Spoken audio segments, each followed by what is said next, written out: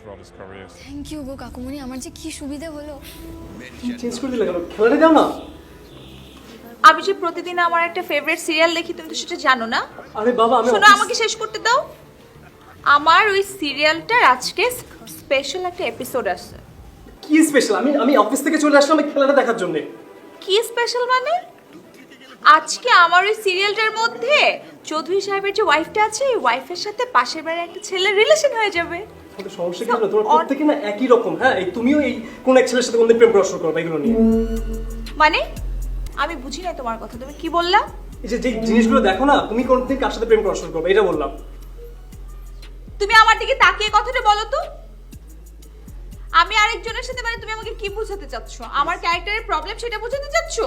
আরে সারাটা দিন তুমি অফিসে থাকো, তোমার জন্য আমি রান্না বাড়ি করি, রান্না করে আমি একটু সিরিয়াল দেখতে পারবো না? প্লিজ তোমার জন্য